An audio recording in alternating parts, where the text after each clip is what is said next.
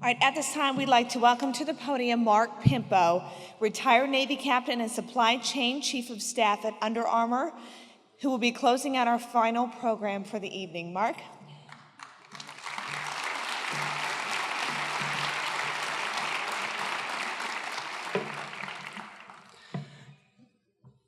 You know, I was 26 and a half years in the United States Navy. I've been to my share of galas and events. Mike Swallow, this is the finest event that I've ever attended.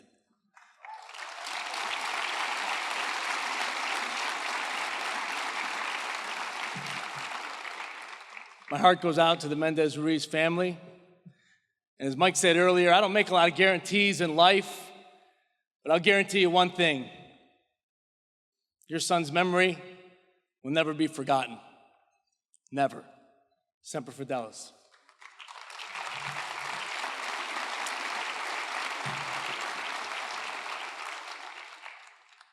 You know, passion's a contagious thing. And Mike Swallow and the NEOPAT team has that. I just want to share one quick story. There was two winemakers, and they were both given a task to make 2 vats of wine. They were given the same ingredients. The grapes were harvested from the same area in northern France.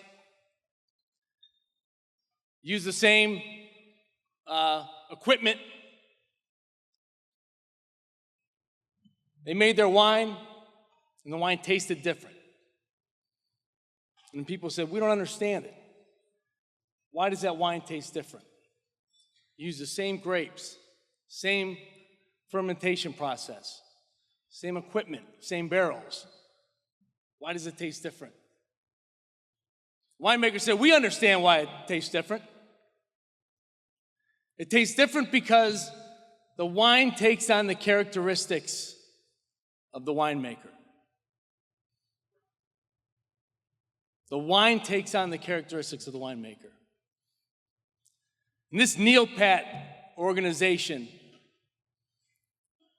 has taken on the characteristics of your leadership, Mike, and of your leadership team. And I want to thank you for your passion, for your character, and for your integrity. Because there's a lot of NGO organizations sometimes that you do give your money and you don't know where it ends up going. I'll guarantee you this as well. You contribute to this organization, it's going to make a difference. Thanks for your passion, NEOPAT, everything that you do for the veterans of Northeastern Ohio that I'm so proudly to be a part of. I'm very proud to say that I'm born in Cleveland, Ohio, East 126th in Woodland, and moved out to Strongsville. Yeah, give it up for Woodland. Give it up for Strongsville.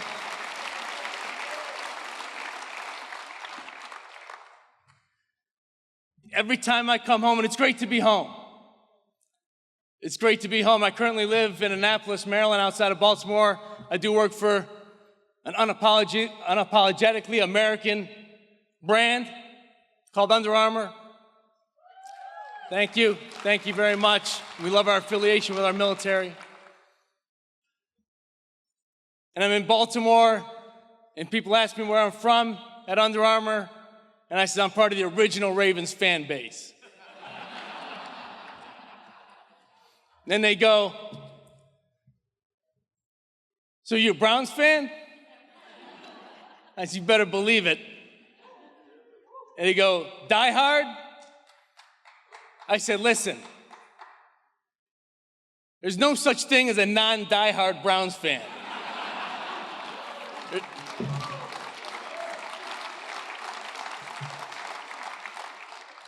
As I say every year about this time of year, this is our year.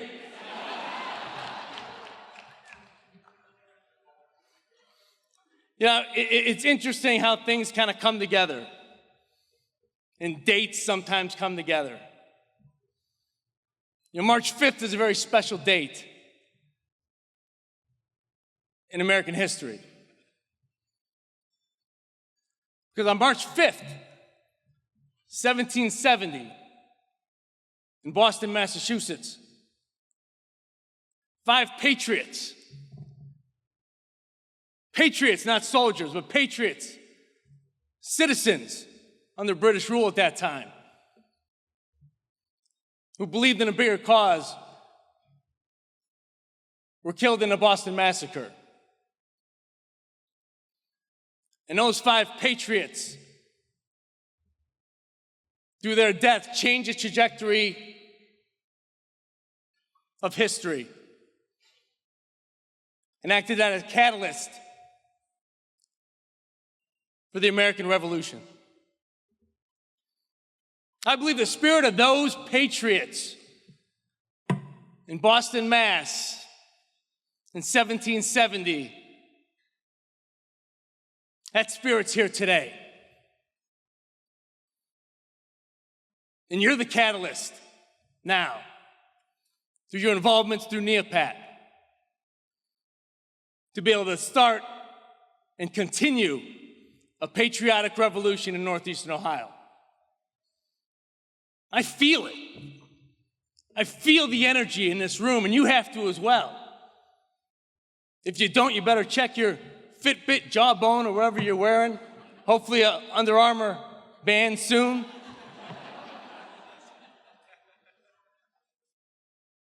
Because it's powerful. And I said, passion is contagious.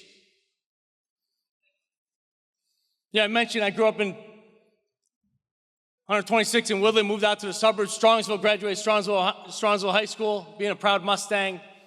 My dad served in the Navy and was responsible really for igniting that passion of service in my country. He'd sit, my 2 older brothers, all 3 of us went to the Naval Academy.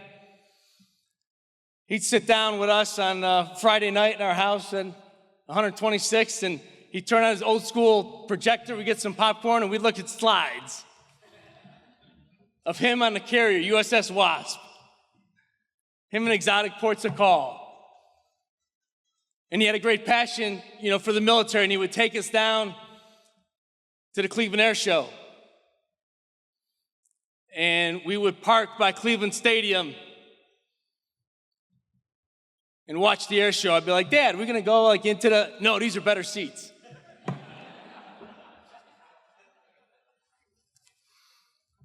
But he ignited that passion, and I attended the Naval Academy prep school, went out to the Naval Academy. And after that, was commissioned as an ensign, U.S. Navy, and went to USS Valley Forge. Cruiser out of San Diego, which just so happened to be a legacy ship. My father was on the carrier, Valley Forge. And my first deployment was to Desert Shield and Desert Storm. In businesses, I started to understand the impact of business to the military and to our morale. The first business that I kind of saw really kind of rally around us, Peyton Manning gave some props to a few weeks earlier, was Budweiser. And I was a supply officer. I'm not a trigger puller. I'm not going to stand up here and perpetrate anyone or be someone I'm not. I supported that team. I'm very proud to be able to have done that. But as a supply officer, one of the things we do is we load the ships out for food and supplies. And you always struggle getting help when you have a working party, because you have a kind of a human chain moving supplies up and down the pier onto the ship. Except in one case. Before Desert Shield, Desert Storm, there's a rule in the Navy. If you're at sea for more than 90 consecutive days, you get 2 beers. So lo and behold, here comes the Budweiser truck down Pier 7 in San Diego. The only time in my Navy career I never had to ask for a working party more than once. We had plenty of guys show up. Loved that beer on board the ship. That was pretty special. Because we understand, like I said, that was my first impact of business. And I know there's a lot of business leaders in the room tonight. And many of you maybe haven't served. And you think, man, maybe I should have served. I'm here to tell you, you have served. And you're going to continue to serve. You got a great vehicle here in NEOPAT to continue to serve. But I want to thank you personally on behalf of all the veterans. Because understand something. You have supported and funded the greatest weapon system that we have in the Department of Defense and in this nation. It's called the U.S. economy. And through your hard work, dedication, and commitment to excellence, it's enabled our government to fund us with the absolute best equipment, the absolute best technology that allows us to be the greatest military that this world's ever seen. Thank you for that commitment, and never forget it.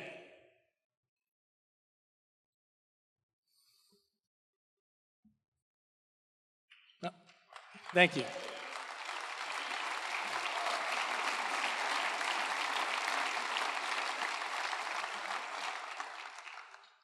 I do want to say, and I started with Valley Forge and coming back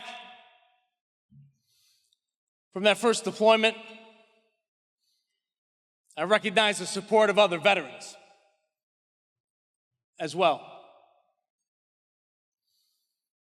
I got back, I wasn't married at the time to my beautiful and amazing wife, Tracy, who's here with us tonight, who's provided me great support throughout my military career. Thank you. She does deserve a round of applause. Thank you very much. I thank you for that.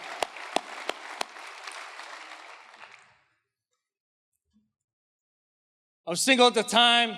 We came back from Desert Shield, Desert Storm, to a hero's welcome in San Diego.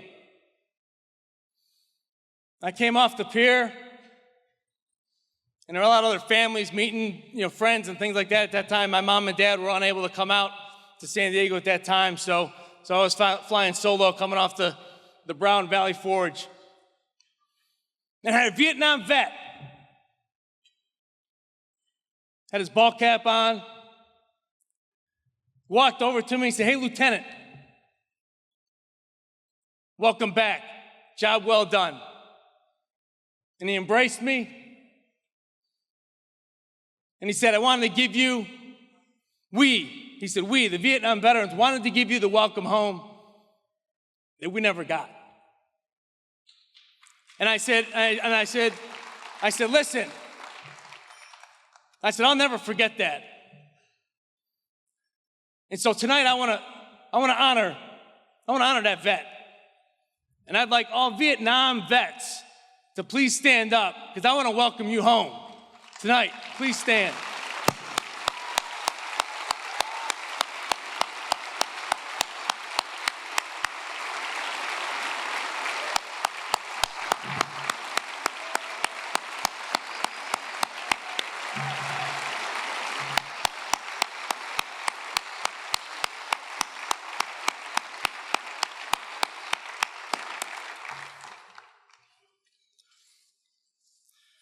We've seen a lot of patriotism on display tonight.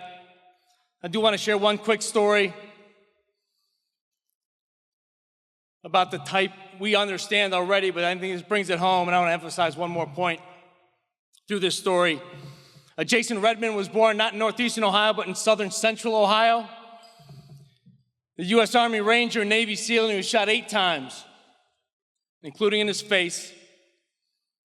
He was ambushed while trying to track down a high-value target. Just 2 weeks before he was supposed to return from Iraq.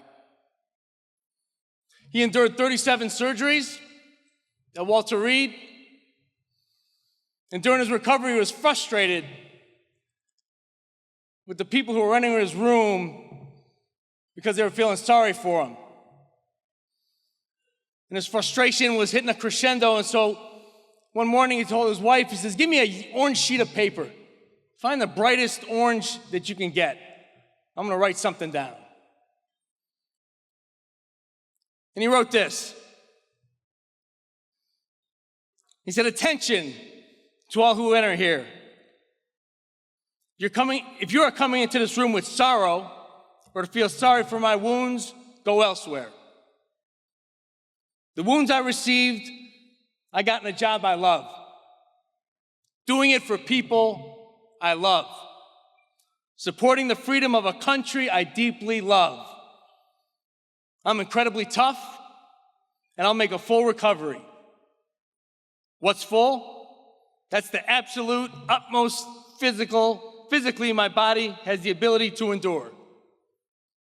Then I will push it about 20% further through sheer mental tenacity.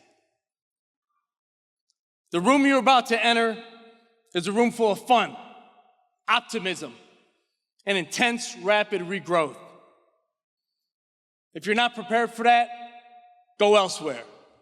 Sign, the management.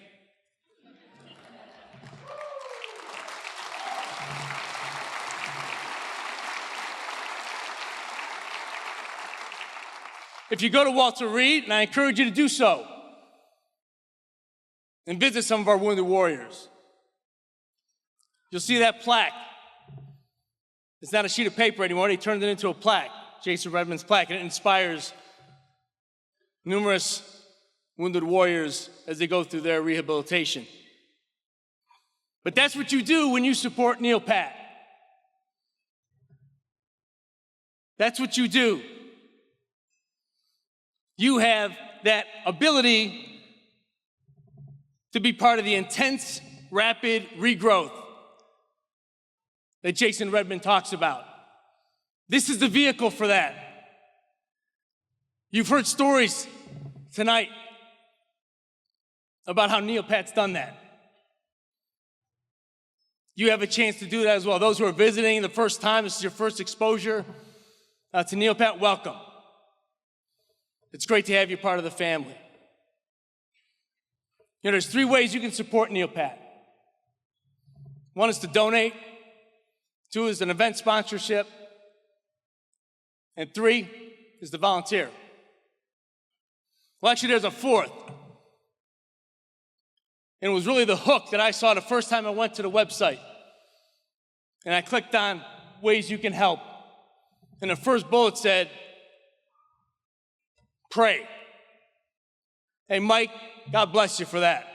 I appreciate that boldness and that statement. And that was huge. But those are 4 ways that you can support NEOPAT. And tonight you can do it financially.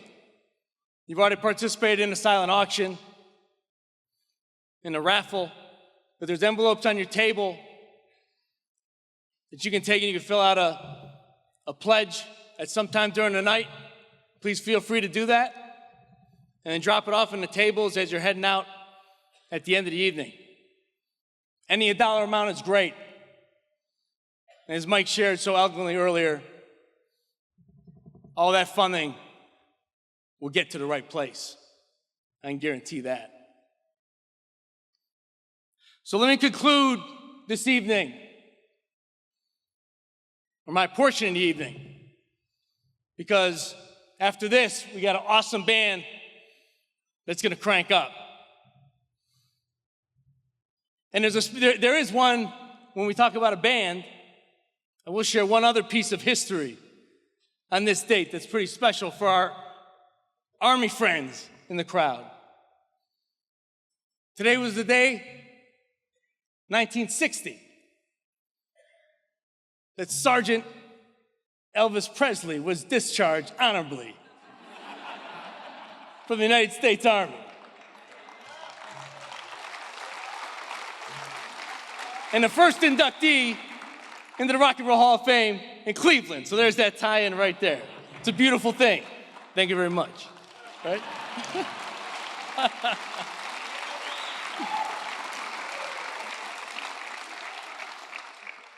So I'll end this way. I'll end by modifying a famous quote that Ronald Reagan shared with the United States Marine Corps. He said, most people live their lives worrying if their life made a difference.